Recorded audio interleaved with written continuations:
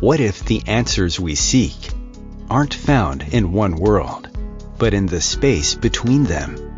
Between realms and reason is where quantum thought meets spiritual insight, where science explores mystery and consciousness finds voice. From galactic intelligence to quantum biology, ancient wisdom to future science. Join host Sandie Sedgbeer as she speaks with physicists, filmmakers, mystics, researchers, and revolutionaries. Those who walk the edge of known reality and those who dare to question what lies beyond. This is Between Realms and Reason, bridging the inner and outer cosmos, one conversation at a time. Here's your host, Sandie Sedgbeer. Hello. What if your memories of reality don't match the world around you and you're not wrong?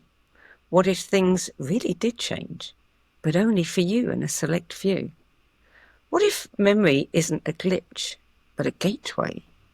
In today's episode, we're exploring one of the most provocative and misunderstood phenomena of our time, the Mandela Effect. And here with me today is best-selling author, speaker, consciousness researcher, and founder of realityshifters.com, Cynthia Sue Larson, whose latest book, The Mandela Effect and Its Society, Awakening from Me to We, invites us to consider that these so-called glitches in memory may actually be signs of something much more profound, a shift in the very fabric of reality.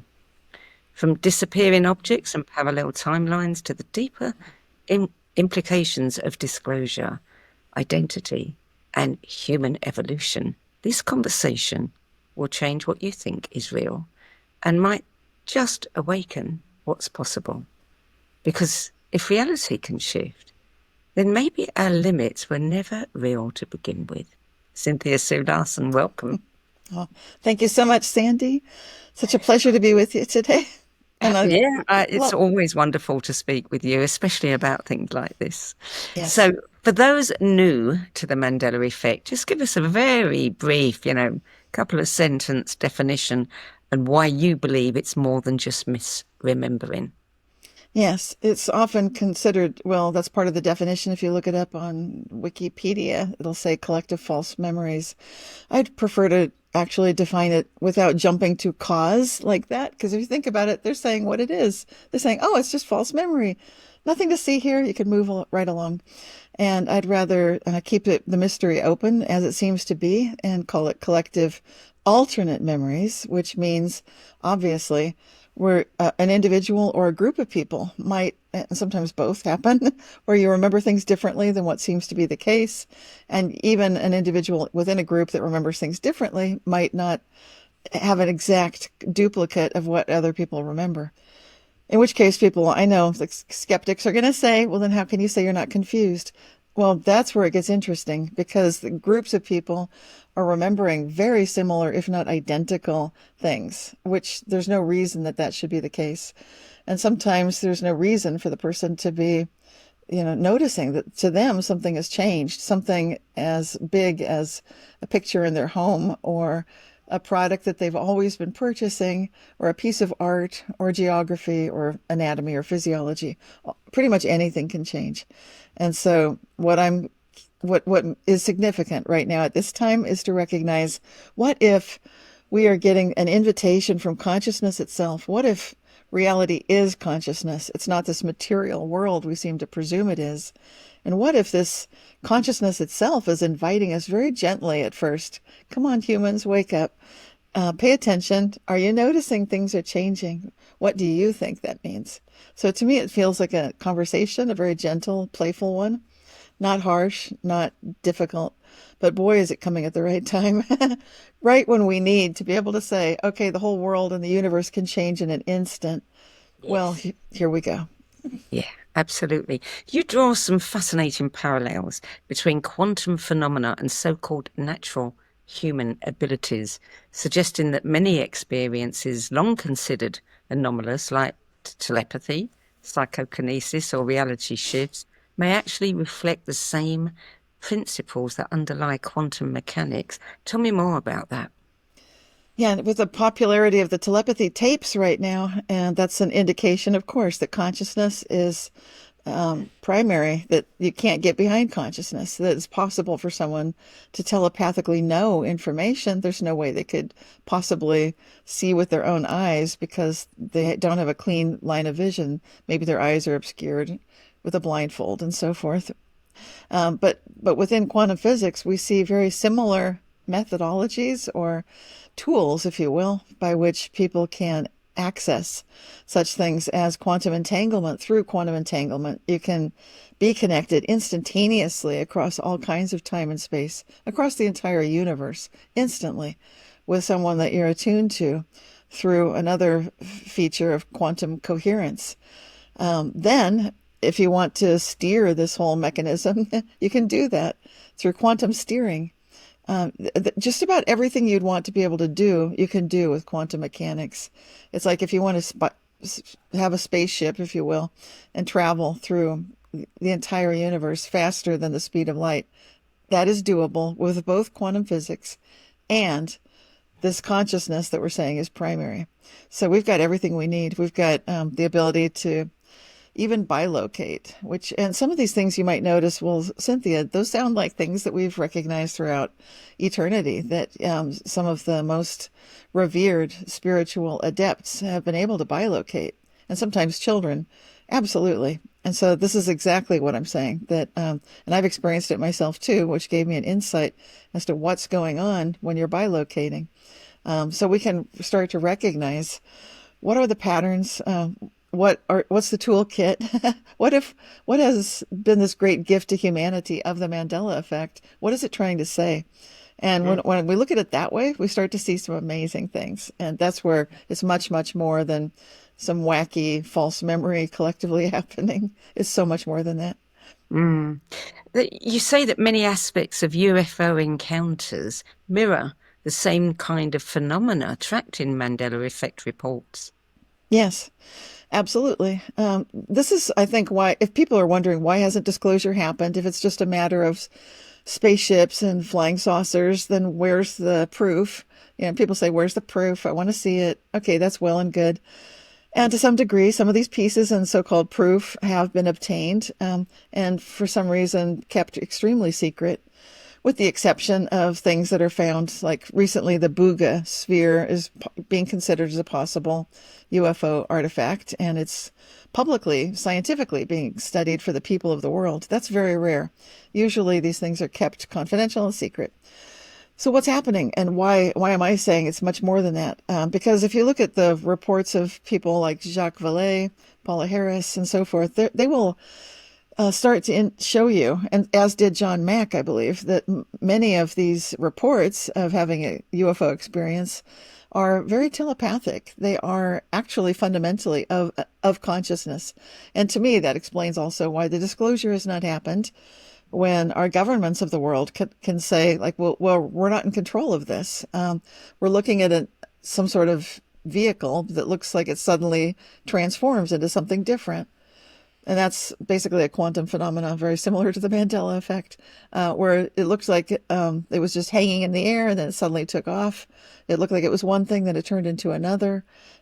This is where things get very strange, and it looks like, especially when the phenomenon relates to us individually, like it knows what we're thinking, as is often the case for people that say they can invite, like Stephen Greer does CE5 events, and he invites UFOs to come to a location. How does that happen, and why are they showing up like that? So again, with the telepathy and this quantum toolkit, we can start to see quite a bit of the reason why that might be happening. And I do like to explore that in my new book, just looking side by side with these are the natural abilities that we have, and this is how we could develop it further.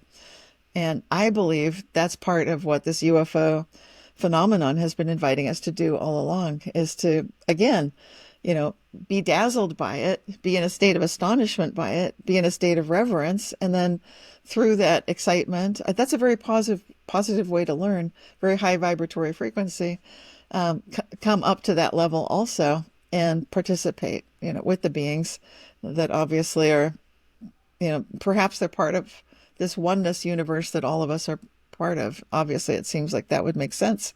So if that's the invitation, we can start to see a lot more about what might be going on, again, with the Mandela effect. Do you think some UFO experiences are actually us, future or parallel versions interacting across timelines? Yes, I have I have a personal bias in that regard because my most recent past life that I remember so clearly that I'm still affected by was about 500 years in the future. So I would say, but I'm divulging my bias, saying like, okay, absolutely, I believe that. But for me, I was just going forward 500 years. That's not very far. Some of these entities, these beings, are considered by some experiencers to be coming from a great deal farther than that. And like I said earlier, no big deal, no problem. When you recognize that everything's quantum, everything is accessible through space and time, through coherence, through entanglement, through basically need to know. And I think that's funny because in our governments we say, if you have a need to know, then you can find out, and if you don't, you can't. That's very quantum. But that's not something our government wants us to have, we the people have access to, because they're trying to control it. I think we're about to see the last attempts of our power structures on Earth attempting to control this phenomenon, because clearly it's gone out of that control. And it's been that way for a while. All sorts of people are experiencing these beings and these UFOs and this consciousness to consciousness interface through things like CE5 that are accessible to everyone. And it's become a monthly thing now. First Saturday of each month from 9 till midnight your time, you can just go out, look, do some stargazing, keep your heart in a state of fullness, and see if you can put forth a very positive message on behalf of humanity, because we're not all crazy, we're not all warfaring. So for those of us that would like to unite with a sense of peace and connectivity, with recognizing that there are other beings that might be of assistance, if they're not already aware that Earth is going through real cataclysm, real difficult times right now, as we have before, then we're putting out this collective hello, if you're there, we could use a little help. And that's in addition to recognizing, of course, we can have our own direct connection to spirit, to source directly.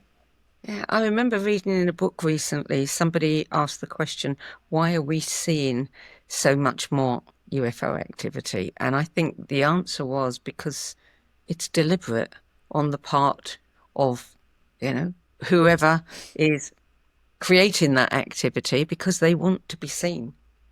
Yes. Yeah.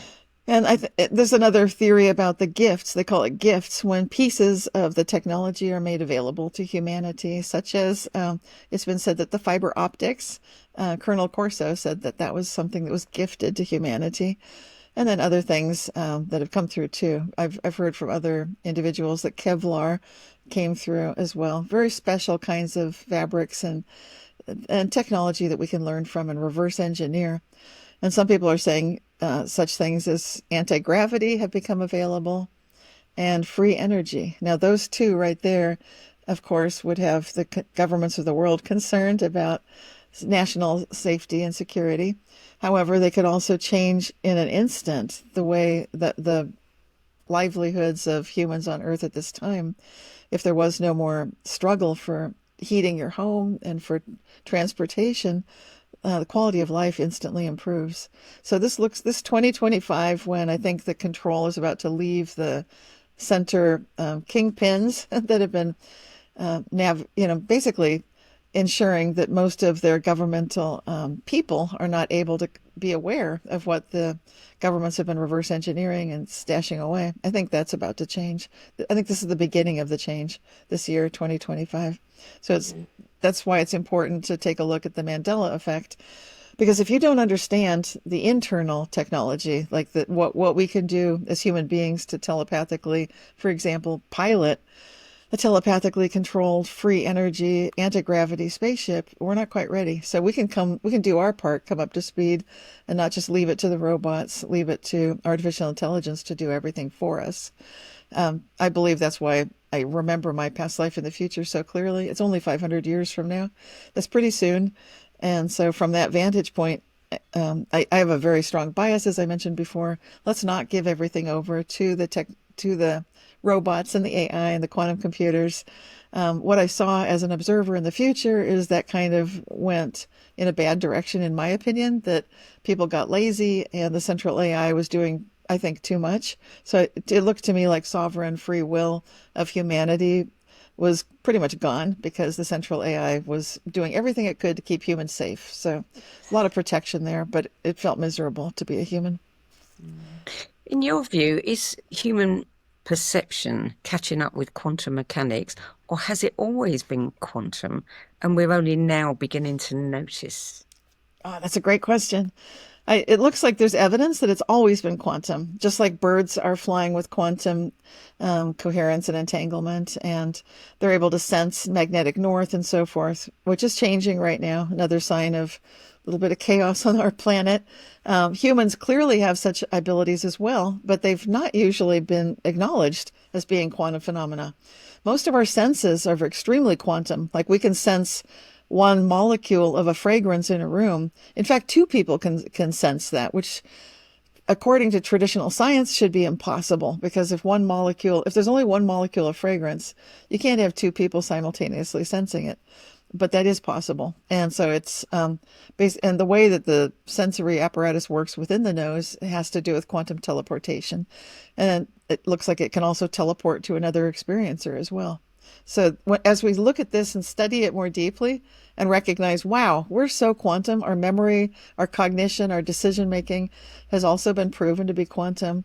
We're getting more and more evidence of this from lots of researchers. I've spoken with Jerome Busemeyer, who talks about quantum models of cognition and decision making, and he shows that what we think of as random and just being willy-nilly is nothing of the sort. It's so organized to the point that if you have a list of questions, an individual who's receiving the questions is being influenced by the exact sequence of questions that are being asked.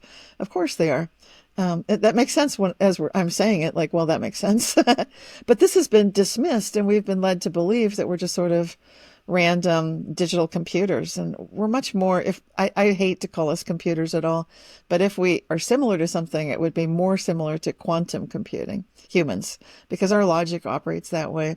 It's not binary, which is the previous generation of computers, where, there's a yes and there's a no. With quantum computers, then it's a quantum logic gate. So you can have true and false, not true, not false. You can have true and you can have false. So there's a lot more range, as well as the superposition of states where it's like flipping a coin and it just stays spinning, and it decides maybe it doesn't want to show you whether it's heads or tails up until you're ready to make that observation and collapse the wave function. So lots of strange things are happening with quantum physics. Strange to the way that we've been brought up and trained, but not strange to the way that we naturally are. So those of us who already have been developing intuition are quite familiar with these quantum tools and techniques and mechanics. You propose that we are quantum beings. I mean, if we were to accept that we are quantum beings, how might that shift our self-identity? How might we relate to time and memory and even immortality or mortality? I mean, it's going to be a huge shift within us if we accept that. Yes, that's an excellent question. It would change pretty much everything about what we assume to be true. If people have heard of quantum immortality, it's a concept that's been gaining traction recently, which means that we don't die, that we continue on, that there's this, and a lot of people who've been reporting their firsthand experiences with reality shifts to me over 26 years, they've been saying the same thing. They've faced an oncoming car and they've survived that, and so on and so forth. So that's one huge one right there. Just knowing that for sure you can count on an ever after, that there is something beyond this physical body, this physical life.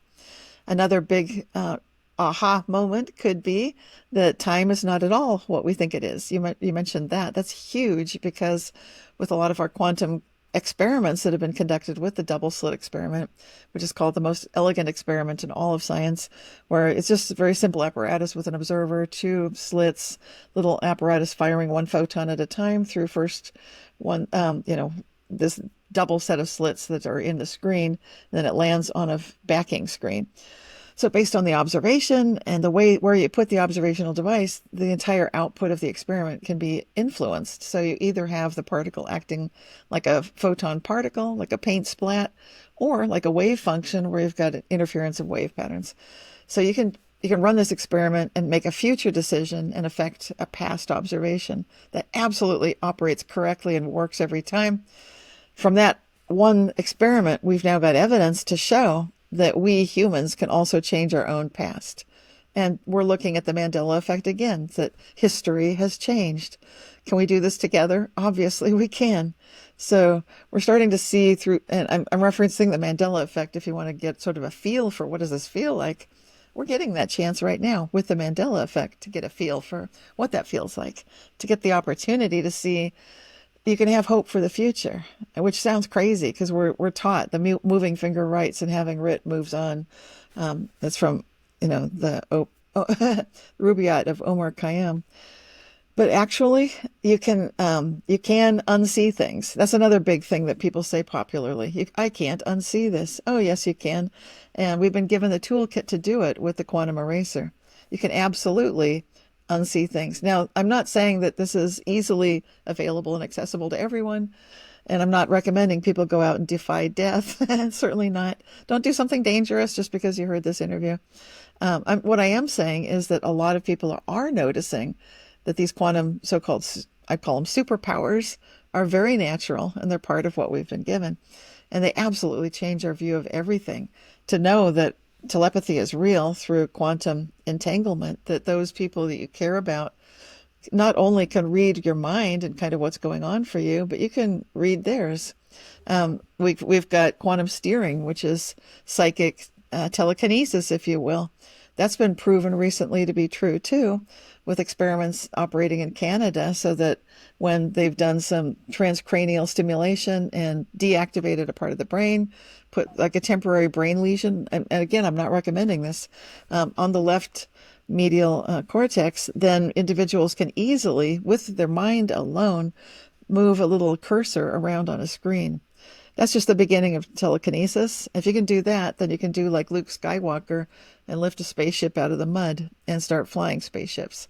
So it looks like we've been given everything we need, and you don't need to create a brain lesion. People are able to meditate and overcome that sort of a built-in off switch, if you will, that's in the left brain of most of us, so that you can be more telekinetic. But again, these are superpowers in the sense that they should go with wisdom. And it's important for us not to be clever, but to have the knowledge of our relationships with each other, with ourselves, with the earth, and with nature. And when we have that wisdom, then moving forward with a lot of these really genuinely superpower abilities makes sense, because we're not going to be abusing it and causing damage to ourselves and others. You mentioned when we were talking about quantum immortality, many people could have sworn that you had died, that they knew you had died. It had been announced somewhere. And you and I have discussed this before, and I've always put it down to the Mandela Effect. But maybe you did die. And maybe, this is where quantum immortality comes in for you. Yeah, this gets into interpretations of quantum physics, and you're right. From my standpoint, it looked like I was close to death, and so when I heard a report from an email from a gentleman who said, "You don't know me, and I'm sorry to write such a weird email," and this may sound really strange, but I'm glad you're alive because I saw a report that you had died. So thank goodness you're here. So that was basically the gist of it. So when I wrote back to Steve Boucher from Canada, "Thank you for writing to me. Could you tell me a little bit more?" And I didn't want to spill the beans and say what I remembered, but I said, "Tell me more. When was it? How did you find out? Where were you? What was the cause of death?" and so forth. So he did continue, and we had a communication go back and forth, and he shared with me that after an illness, I'd passed away. And the time frame matched exactly when I had pneumonia. And I'd only told my immediate family, my sister, my parents, my daughters, and my husband, that, wow, I'm really close to death here. This just about, and it was sort of going on for a few months. It was just like really horrible thing. But I do remember I got to a point where I faced an awareness. I could feel it within myself. It's like I could live or I could die. And now I do these kinds of decisions really quickly. I sort of go straight. It's like marching straight up to see God, right up to the original source. Like, okay, if it's my time to go, let's do a popular vote. And I look at the count and like, well, it looks overwhelming. I stay. Make it so. Thank you. So I just speed the whole process up. But what it meant for me in that time frame was I realized that a betrayal that I felt, I was just so brokenhearted that someone I trusted and loved, I felt like they'd betrayed me. So I was going through grief, which brought on the pneumonia. If you wonder what was going on, that's what was going on. And then I realized through going up and saying popular vote, I realized my life is not my own. It's recognizing that there's a responsibility here. And even if I feel betrayed and like, okay, that's it, kill me, cancel that. But I just realized, okay, apparently I'm not meant to go right now. There's a lot more I could be doing post 2016, post 2017. Let's get on with it. And does that require more courage? Yes, I'll bring it. So even if I'm facing horrible things, yeah, I'll go through it. Whatever unfairness and whatever atrocity and meanness and all that. Yeah. Before I just felt like that's it. I'm out of here. But I could feel a change happening inside me when I made that change. That matched with just telling Source, God, oneness. Okay, make it so. Then I realized, oh, that falls back on me. Obviously, I need to stand up, dust myself off, and okay, someone betrayed me who I really believed would never do that, but they did. I'll move on. My life is bigger than that one person. There's a lot more going on here. So that it was a very interesting experience. From the quantum perspective, this is where the interpretations come in. And I don't know if you're familiar with quantum interpretations, we don't yet have a single quantum interpretation to explain why our quantum computers work, why we can have nuclear fission, why bombs and so forth work, nuclear reactors for energy. We don't know. We don't know if it's a transactional interpretation between the future and the past. I covered that happens. It does happen. We don't know if it's collapsing the wave function, like I described with the double slit experiment. An observation can collapse the wave function, and now you've got an answer. Was the photon a particle or was it a wave? Now we know. And so it's these kinds of things with the interpretations, and some of the other ones would include the many worlds interpretation, where all of the different realities exist, and you're kind of surfing between them. It does feel a lot like that to me a lot of the time. The quantum, the handshake feels true too. So does the collapse. So when I look at these different interpretations, I'm thinking there's a lot of good here in a lot of them. I also love David Bohm's holographic interpretation. I love that one very much. So these are some of my top favorites. And it's frustrating if you want to know, but what's really going on? Maybe quantum physics doesn't want to tell us exactly yet and would rather have us thinking about, well, how is it different? If it's a quantum multiverse versus transactional interpretation, handshake through time versus a collapse of that wave function, maybe they're all happening. And remember, quantum physics is not saying true, false. It's saying true and false. So to me, this matches the personality, if you will, of quantum physics, where it so often doesn't want to tell us everything at once. In fact, that's also a very strong hallmark of quantum physics. It refuses to tell us both the mass and the velocity of a particle, for example. You can know the location, but you can't know the spin. It's like you can know one piece of it, but not the other. Frustrating. Well, if we are participating in this, if we are co-creating this, then maybe it's we who somehow, the larger collective isn't quite ready to know. Exactly. Yeah, that's exactly where I'm going with this.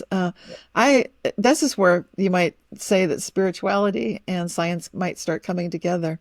Yes. The thing I said about wisdom comes together when we're responsible enough to fly a zero energy, reverse engineered spacecraft through telepathy alone, so that we've got free energy, we've got anti-gravity. Do we have the responsibility to do this without causing great damage to ourselves and others? And to me, it makes sense that this is why, going back to the UFO experiences where we see UFOs show up at nuclear sites and then nuclear tests cannot happen. Something stop the whole thing from occurring. What's going on with that? To me, it ties totally in with that when we recognize, are we really mature enough to do some of these things? Is there some level of our own consciousness capable of saying, not so fast here, humanity? I'd say absolutely. Yes. And are Yes. we ready to understand all this? I think we're ready to look at it. Yes. Maybe not with a Consider it. complete, total understanding that we would say is typical of our own scientific processes and the way Western science has proceeded for the last 400 years. We're in a new epoch right now. This is a new kind of science where maybe we're not in the driver's seat, but we're expected to show up with humility. And that's the spiritual quality of wisdom as well. Yeah. Patience, wisdom, restraint, humility. These are not normal things that are expected. If you see that movie Oppenheimer, I'm sure that was not part of the mindset of those that were creating nuclear weapons. They're not Mm, looking at any of that, not wisdom and all that. no, no. And, you know, if reality is fluid and co-created, then what does that say about suffering and trauma? Do we choose those experiences? Do we believe, as many do, that life is all about suffering? You come here to suffer, and therefore we are creating that. Yeah, that's a good question about suffering and trauma, and it's almost a chicken and the egg problem. It seems like it chases its own tail quite a bit. It gets into ultimately it leads toward this idea of recognizing that there might be some fate, if you will, so that there's almost a sense of this is happening no matter what we do. I think a lot of people have a fatalistic approach towards suffering and trauma. They say that this is unavoidable, like it's just going to be part of life. And you could say it's part of our religions and spiritual traditions as well, that suffering is part of life, that's what it is. And to recognize and embrace it, there's a brilliance here to that Buddhist way of doing things. Because as soon as you do that, then you sort of relax, like, oh, okay, so there's going to be suffering. And then you sort of accept that, like, oh, all right, so there's some suffering. Mm. It's not going to be easy and every need and whim taken care of, but I'll be feeling like I'm waiting forever for something, all different levels of suffering and trauma and so forth. So if you accept that and recognize that that's built into the whole part of being alive, then we have an opportunity to find the free will. And this is where it gets interesting, because fate and free will can be found within ourselves. Like me, when I found out, I march up there, I talk to God, like, okay, let's do the popular vote. If it looks good, then I'm staying.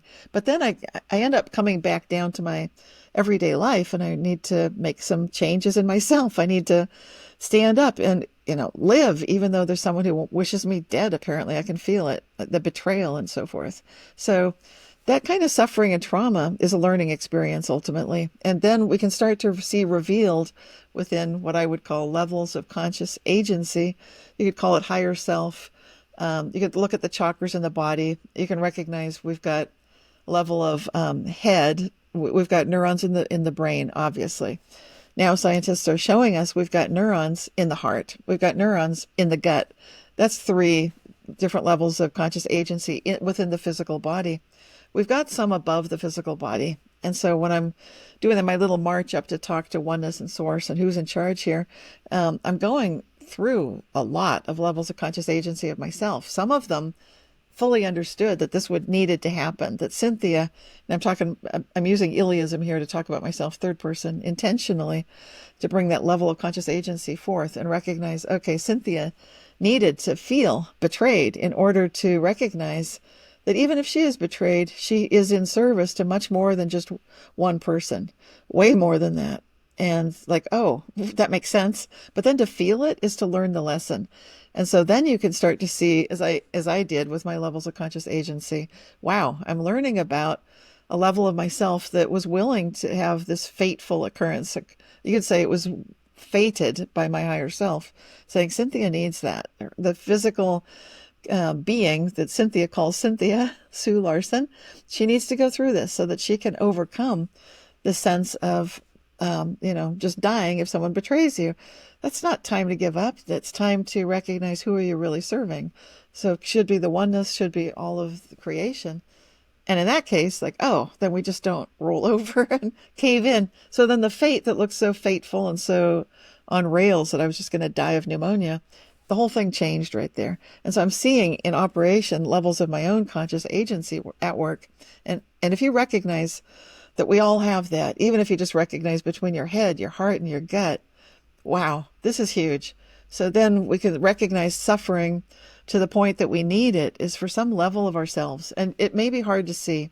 And I'm not trying to say this to be mean, because I know a lot of people go through horrendous things. And it seems cruel to say, like, oh, you're learning through it. It seems like we're brushing people off to say that. But if this conversation is happening within yourself, it's a whole different thing.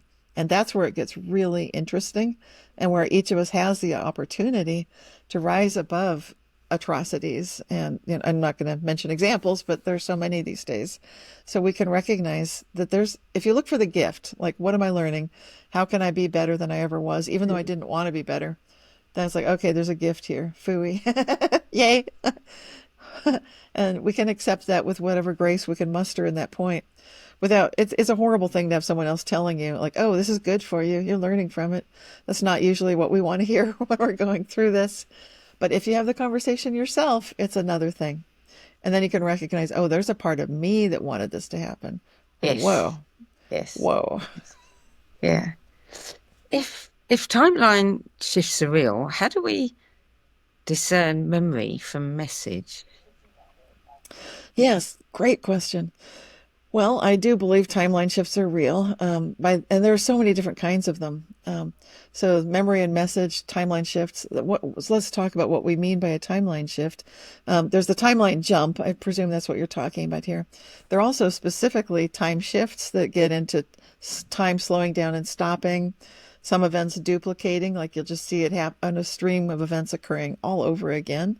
Lots of stuff like that. So there's some weird stuff that happens. But if you're just looking at the timeline shift being just basically a quantum jump, you were in one reality, now you're in another. How can you trust your memory? What's real? What's real, and what's in the material world? This is where it helps to practice paying attention, so that if you have an experience where you go to flip on a light switch, and now today it always flipped up to go on, and now you flip it down to go on, trust your memory. So start by trusting your memory. I know there's just that mind-blowing moment, like, this switch is acting weird. Wait a minute, that's impossible. I didn't hire electricians. Nobody changed anything. What's going on here? So that could happen. So the first thing to do is just make a note of it. Even though it's strange, because people are listening to this conversation, we're putting our foot in the door to hold a little placeholder. So now these kinds of things, when they happen, instead of just dismissing them as, I don't know what's going on, I don't have a place to hold this memory, you can say, oh, it's in the X files or the Mandela Effect files, whatever. So something weird happened. How can you trust it? Okay, for me, to trust a Mandela Effect is to recognize one of two things. Typically, I'll either have an anchor memory, like in the case of the light switch, I'll remember, but didn't I always flip it up when it was on and down when it was off? And I'll say, I think so, yeah. So there's an anchor memory, like I remember that one time I flipped it, it just didn't go the right way. So that stands out. I've never had this happen before. I believe something's going on here. So that's a big one. Another big thing is if you're seeing flip-flops, that would be where a reality timeline is. You're in one timeline and then you're in another. And the one that I did this the most with was when I was looking at my neighbor's roof, and I could see on some occasions I'd look, just having my cup of coffee or tea, looking out the window, and I'd see, like, wow, they've installed gutter guards. Those are fancy, and that must have cost a lot. I never heard the workers. That's amazing. And then the next day, wow, they took the gutter guards off. And then, like, oh, wait a minute. And then the gutter guards are back, and then they're gone. So it was going back and forth a few times. I brought it up to my husband, like, look at this. And in any given moment, it looked normal. So I'd be looking at the roof, looked like perfectly normal with all the gutter guard system installed. Like, that's fancy. It sure is. When did that happen? I have no idea. And then gone. Like, wait, didn't they have these a few days ago? And don't you remember something there? So that would be another big way to trust, that it is your memory and that you're not mistaken. So back and forth, or some sort of a strong anchor. And if you've got a witness, I think that helps too. And that's why the Mandela effect is so much more compelling for people than just if you experience your own private personal reality shift. That can be sometimes just make you feel like, I don't know if this happened or not. Maybe I didn't get enough sleep. Maybe something, I don't know. This is weird. The first time it happens can feel like that. When it keeps happening, then you start realizing, oh, this is a thing. Mm. Hopefully develop a bit of humor about it. When things appear, disappear, transform, transport, there's a whole pattern to it. And you can start to recognize, aha. Do you think that some people are, more tuned to Mandela effects while others aren't? And I'm not saying in regard to they're more open to them, that they actually seem to have more, regardless of what their belief system is. Yes. Yes, definitely. I've done surveys to ask people to what degree they're experiencing these phenomena, and I matched that up with the Myers-Briggs interest inventory, which you might have heard about it. It starts with introverted or extroverted, so the personality type, like I'm an introvert naturally, and then the next one is intuitive, or there's another alternative, feeler. That's a third one, or sensor. And then the last one is judging or perceiving. So one is, so you can be a thinker, I think, so intuitive. Well, anyway, I'm scrambling the whole thing up. But the point is, yes, if you look at all of these personality types, there turn out to be 16 of them. And some of the intuitive feelers seem to be the strongest connection between this phenomenon of the Mandela effect and personality types.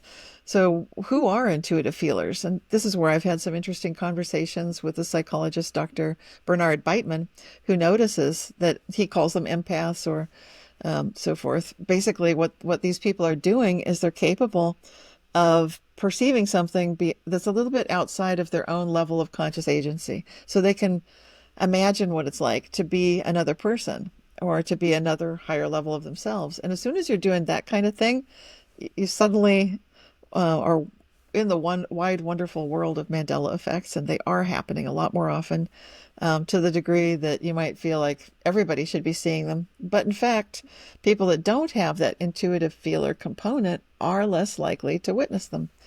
So it's kind of interesting that the intuitive feelers, the empaths, are just a small, something like 21% of the population, but they do experience almost 80% of the Mandela effect. So it's kind of that famous 20-80 law. Very interesting. Have you ever had a Mandela effect experience that was so strong that you questioned your sanity? Oh, yes. Yeah. I had I think the personal ones they get me.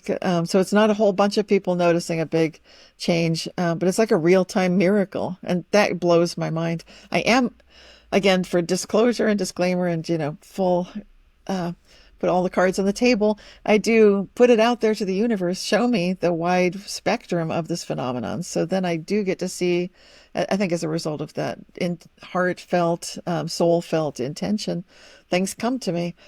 I think one of the biggest ones was just driving my car. I was going to an appointment and I felt that I could hear and feel the front right tire have a flat. It just went boom, sort of a pop sound, and there's a whoppa whoppa whoppa whoppa vibration.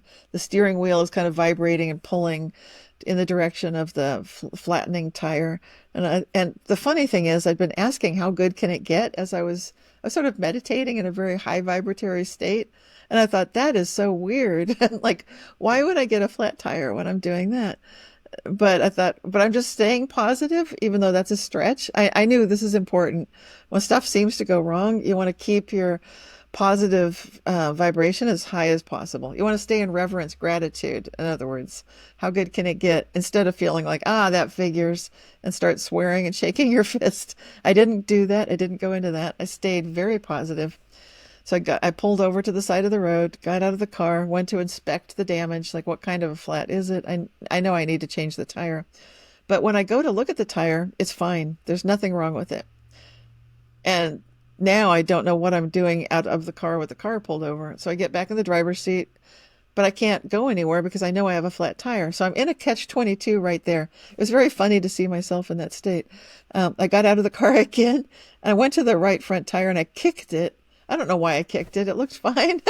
I guess I thought, well, maybe it's flat, and if I kick it, it'll go poosh, like hitting something soft. It didn't. And then I like, well, what am I doing? It looks fine. So I get back in the driver's seat. I think, well, I'll drive slowly. If it makes that sound and pulls to the right, I'll pull over again. Good plan, because I'm late for my appointment. So I get back on the road again slowly. I have the windows open to listen. It sounds fine, sounds fine. I gradually increase speed, get to the appointment, park the car, jump out, look at the tire. It's fine. Go to the appointment, come back, drive home. It's fine. Put the car in the driveway, look at it again. It's fine. Come into the house and tell my husband, could you do me a favor? Could you check the air inflation of the tires on the car? He used to be a mechanic, and he's like, to him, that's like, yeah, sure, not a problem. So he goes out there, and after a while comes back in. He said, well, good thing you mentioned it. 3 of those tires were low. I said, how low? And they weren't that low, but he likes things perfect. And I said, but you said 3 of the tires. Which tire was perfect? He said the right front tire. And I could still, and then I told him what had happened. I could still barely believe that it even happened. It was so weird. Mm. Is there a Mandela Effect experience that you secretly wish would happen that has never happened? Oh, well, my biggest one is that there's just no evil on the planet. And maybe that's not such a big secret because I do talk about it. Oh my gosh, I would love that. What if there was no pain and suffering? And I do have this conversation with the oneness, and what I do get an answer back. So patience is the answer I get back, that there's so many infant and young and baby souls, and they are learning. And I'm like, you got to be kidding me. Like, anyway, so that's the conversation. But that is my number one. You know, I love to ask, how good can it get? Yes. And so that would be very simple. Just get rid of the bad. Like, hello. Yeah. So it's not so much a secret. But I guess anything else that I would wish for is going to be very similar to that. I would just wish for no more war. I would wish that humans can. Oh, here's a good one that is not, that I don't speak about. I'd love humans to be wise. And that's a corollary, of course, of no evil. If we're wise, then we're just going to drop evil. We don't need it. There won't be any temptation. We don't need any shortcuts. We don't need to be, I don't need to have my personal gain at someone else's expense. So I'm not greedy. You know, all that stuff just goes away. So I would wish for us to be as wise as possible. And then a related, I keep wishing for more things. Maybe my third wish, throw in 3. It's just that we make the cleanest possible jump to this new world that we're in the process of jumping to right now. The new world is here. Let's just make it smooth so that there doesn't need to be a cataclysm. We don't have to flood the earth. I know that I've heard that the SMOC, that's the South Pole, the current is completely reversed. And so that changes weather patterns. But I'm just going to say, how good can it get? How can humanity learn about this Mandela effect so we can steer the whole planet, and without trying to do little tiny things, but just with our consciousness alone, experience the kind of big Mandela effects that we've seen, such as we're in a different part of the Milky Way galaxy. We've seen continents change and shift, those of us that track the Mandela effect. If we can do that, we can do anything. So let's make it a smooth landing in this new world that's already here, one of consciousness and telepathy, and understanding that we do have these quantum abilities, that we can live responsibly without trying to get one over on another country or another person. And instead, it's going to sound like Shangri-La or heaven on earth, cooperate and trust one another, rise to our highest level of ability. So sorry, that's so wordy, but I really do care about the future of the planet and about us. Of course. I mean, we have had, over the last 5, 6, 7 years, we have had, as much proof as we could possibly need that the impossible is not impossible. I mean, we've seen so many things happen. Just COVID alone. I mean, who would have ever believed that the whole world would shut down, and retreat in response to something like that? I actually have a client who wrote a story for The Lancet. She was, a physician, and it was a competition they were doing about, medicine in the future. And she wrote about the future and what medicine would be like. And she actually predicted in that this, kind of pandemic that was going to shut everything down in the future. And it happened. I mean, there are so many stories of this, we know. So it's not beyond the realms of possibility that everything that you've just said that you would like to see can happen, and it can happen in a heartbeat. Yes. Yeah, some of the things that you're talking about have been orchestrated so that we've seen that the COVID shut down the industrialized, civilized Western world, did not so much shut down Africa. So it's interesting what happened, and if you look at where things are shutting down and what's going on, a lot of it has to do with the belief. Like, we run our lives based on what we believe the world to be. And that has changed a lot. So there have been some unintended consequences of what happened, where our governments were not expecting to see, the reaction that a lot of the people had to all sorts of things, and the lack of trust in the medical establishment, even by some doctors not trusting it themselves. That was unforeseen. But it goes to the power structure thing. And I think what the Mandela Effect is really showing us, it's wonder. It's like the UFO experience. It's showing us wonder and amazement and reverence, and giving us the ability to rise to that highest level of curiosity, to welcome our own abilities that are coming into ourselves right now. I'm noticing things like I'm not getting sunburned like I used to get sunburned. I even had boiling water splash on me and I didn't burn. My vision looks different. What I'm suggesting is, what if humans are now instantly evolving to a new level of ourselves? This is the sorts of things that we wouldn't expect to happen, except for the Mandela Effect showing us that all of us are noticing the heart has been moving toward the center of the chest. The kidneys have moved up in their body for 8 billion people on the planet simultaneously. So if these sorts of things can happen, we can experience instantaneous evolution of a sort that we were never trained to expect or look for. We would expect it would happen in the next generation of children. What if it can happen instantly? And what if it is? And what if that's something that we can start to see? Medicine of the future could be thoughts and music and putting yourself in a right state of mind, and knowing that you can regrow a chipped or broken tooth, for example. And right now we're looking at materialistic solutions, but what if the main medicine comes from consciousness itself? And what if those of us who are at this threshold of the new world that's already here are recognizing it's already here? We can do this now. We can quantum jump and reality shift and Mandela Effect into an improved body for ourselves and an improved world that's already, like I keep saying, it's already here. Because that's something quantum physics shows us, that the reality that we desire, what if it is already here? What if that timeline exists and it's just as real as this one that you're on right now? And the tuning frequency for it has to do with that reverence, that state of what the Hawkins scale shows with the map of consciousness, that you get out of the fearful state, you get out of anxiety, you keep moving up to trust and love and gratitude, and then you get way up to reverence. And if you can hold it's kind of like your steering wheel for your own consciousness, your own reality up at that vibratory frequency, those are also the people that experience the most Mandela effects and reality shifts, especially the good ones, where you've just got money in your wallet, money in your bank account that wasn't there before, that kind of thing. And spontaneous remission of disease, all of that. Which is happening all the time. We know that. There have been so many cases, you can't ignore it. Yes. Yeah.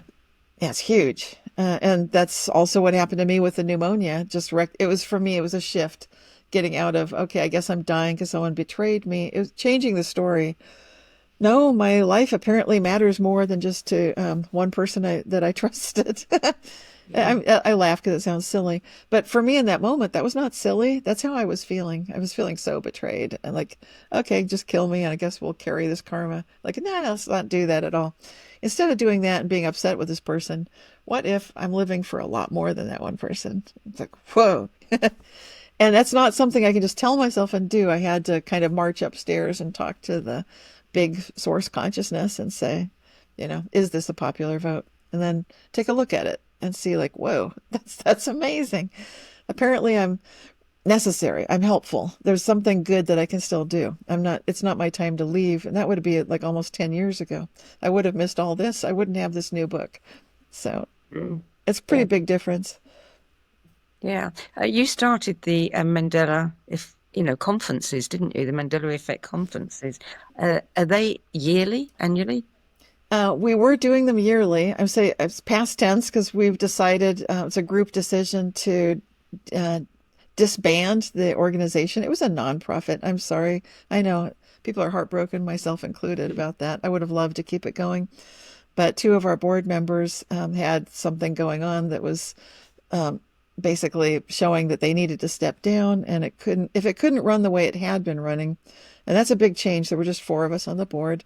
Then we decided, let's just step away and dissolve it. We've accomplished quite a lot in the 5 years that we were together. So we did a lot, and we have all of our talks that are on the YouTube channel, so people can see the presentations, including at the Nashville conference where we had a speaker there who just got his PhD focusing on the Mandela effect. So when that starts happening, then you're cutting into the mainstream. So that was definitely a big feather in the cap for the Mandela effect research community, that it's now being legitimately recognized to some degree, maybe not by every university, but it's a start. So once you start to see that there's respect given to the field and it's not just dismissed as, collective misremembering. We even agreed at that conference, it's collective alternate memories. So that's a big step forward. So it seems like we've got coherence within ourselves. We've made quite a big difference, I think, in 5 years, even though a lot of people are still coming fresh to this whole topic and it's new for them, but I'll still be here. I'm still dedicating my life's work to this as I have for 26 years. So there's no change for me. Exactly. I mean, you've been doing this for a long, long time. When the Mandela effect became a thing, so to speak, how did that change your life? It was a slow thing. I mean, it came out in the world. It was more like a popularization was occurring to the degree that when I was interviewed by Art Bell on, he talked to me. He used to be on the Coast to Coast radio show. When he interviewed me, he was on Midnight in the Desert, so it was his spin-off that he was still doing. And he asked me, would I call this the Mandela effect, talking about Nelson Mandela being alive again, which he had covered on his radio show. I think he was one of the first to do so before it came up with the term Mandela effect. And I told him on the interview, I personally would not have chosen that name.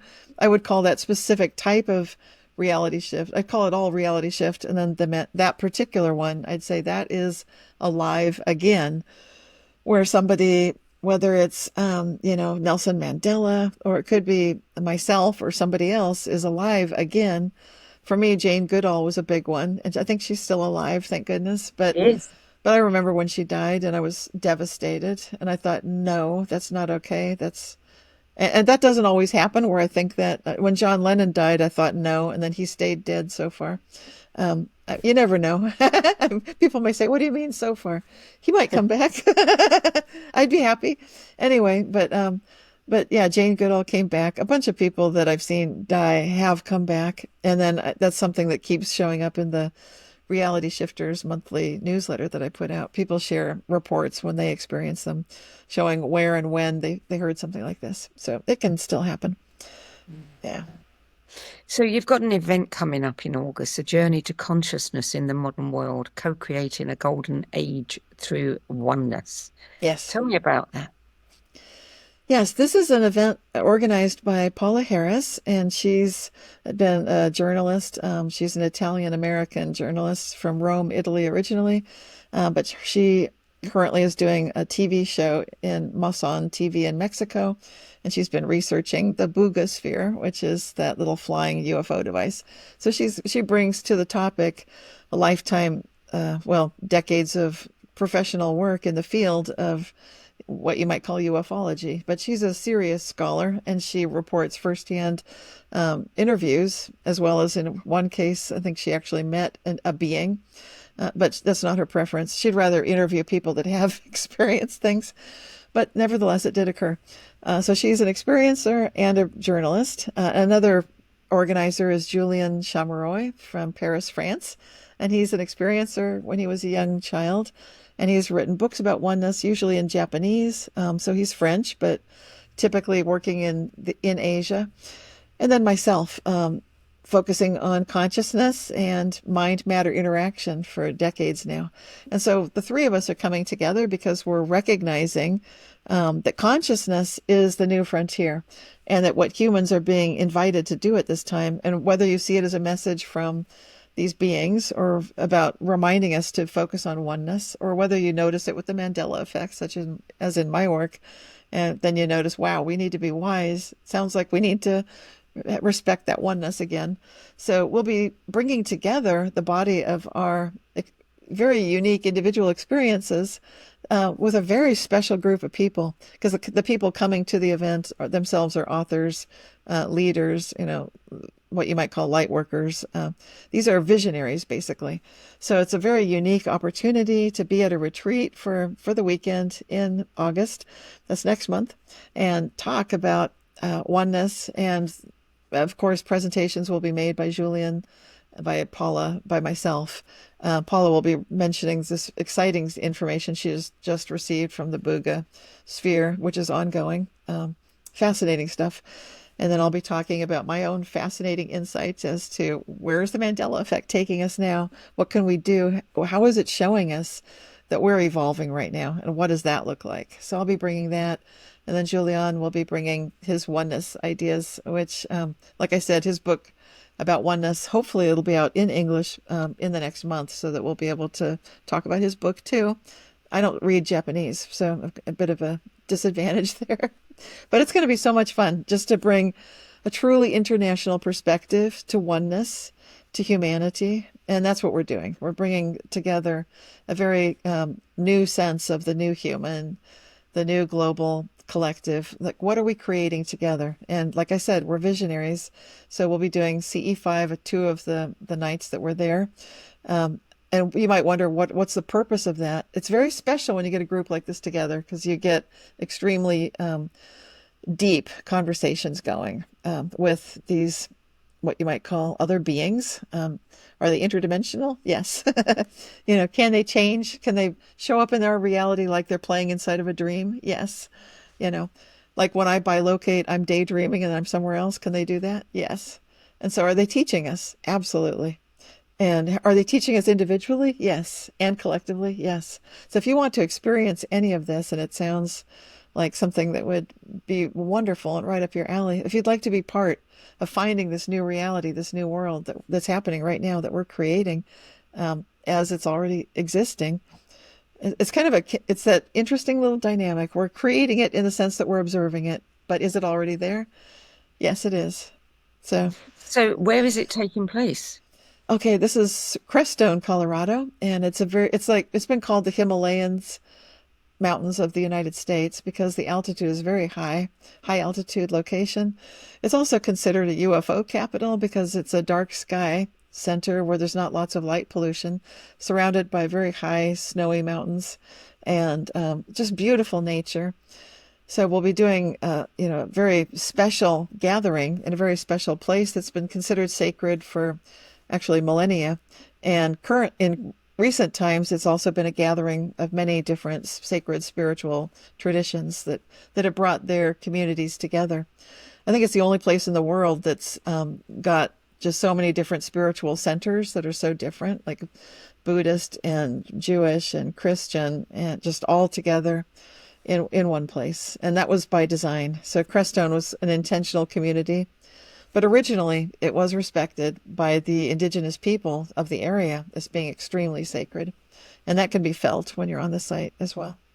So while you have all of these people together, are you going to create something where they can unite and experience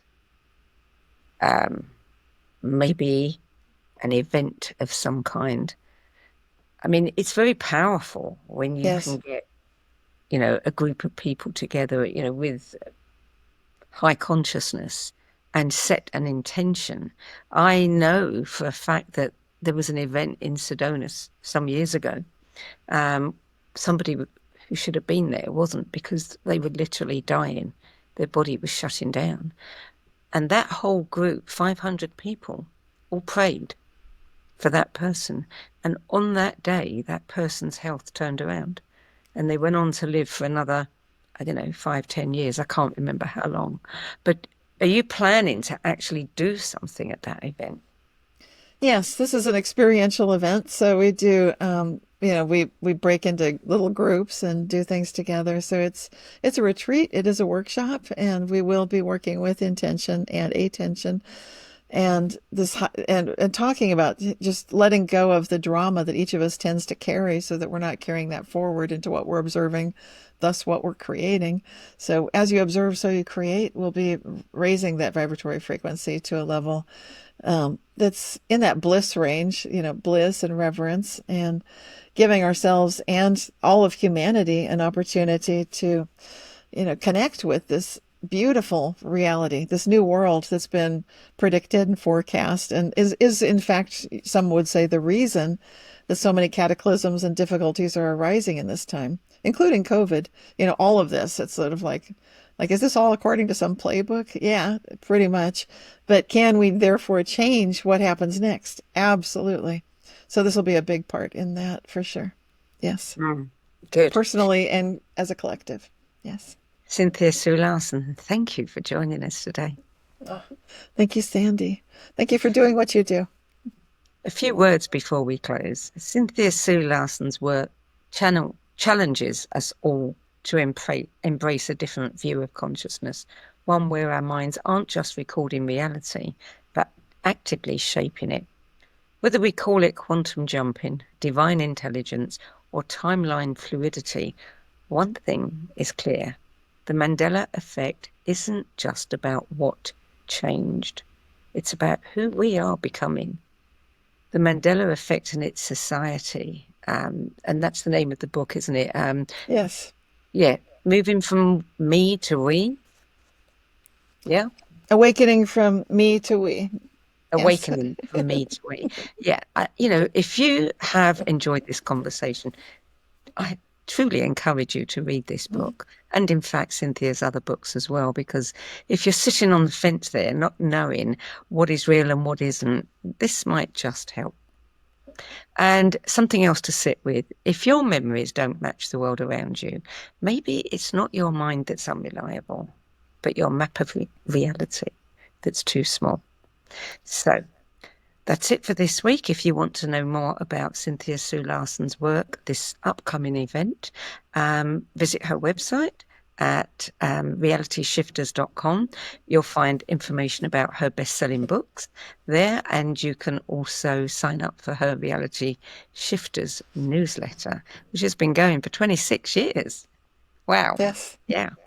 That's it for this week. I'm Sandie Sedgbeer. I'll be back at the same time next week with another edition of Beyond Realms and Reason. Till then, it's goodbye from me. And thank you again to Cynthia Sue Larson.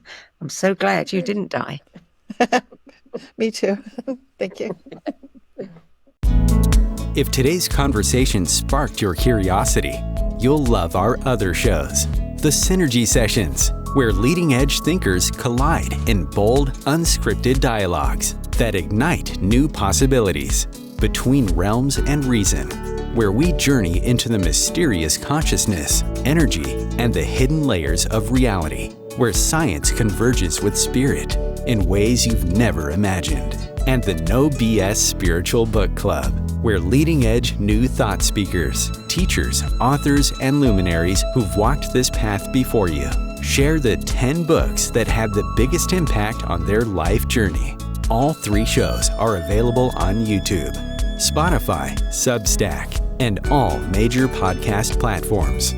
For more information, visit sedgbeer.com. That's SEDGBEER.com.